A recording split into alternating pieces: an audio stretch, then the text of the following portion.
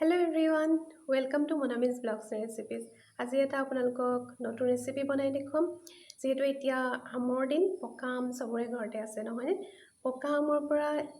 মই আজি এটা নতুন ৰেচিপি আপোনালোকক বনাই দেখুৱাম এইটো ৰেচিপি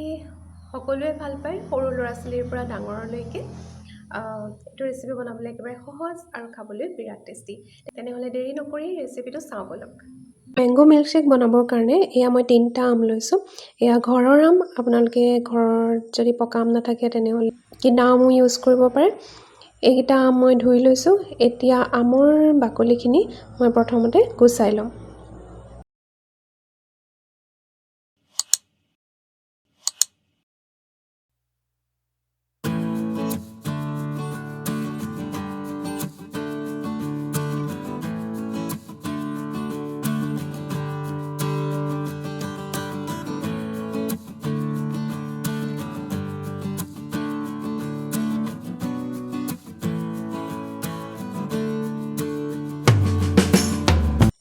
ইয়া গুটেইটা আমৰে মই বাকলি গুছাই ললো এতিয়া আমগিটা মই এনেদৰে কাটি লৈছো ইয়া গুটেইখিনি কাটি ললো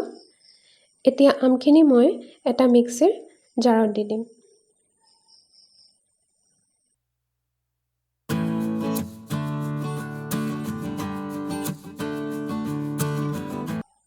এয়া দি দিছো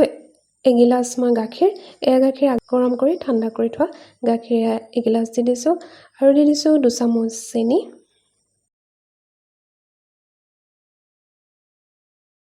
এতিয়া জাৰটোৰ লিডটো বন্ধ কৰি দিছো আৰু এতিয়া ভালদৰে গ্ৰাইণ্ড কৰি লম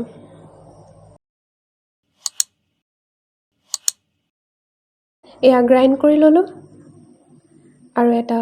গ্লাছত এনেদৰে মিল্কশেকখিনি উলিয়াই ললো গাৰ্নিশ কৰিবৰ কাৰণে মই ইয়াত দি দিছো কাজু আৰু আলমণ্ড সৰু কাটি আৰু টপিংত দিছো মই এটা চেৰি এয়া সব দেখিবলৈ কিমান ধুনীয়া লাগিছে এয়া মিল্কশেক ৰেডি হৈ গ'ল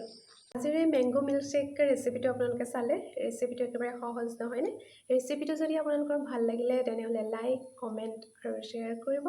আকৌ এটা নতুন ভিডিও লৈ আপোনালোকক আকৌ লগ পাম আজিৰ কাৰণে বাই বাই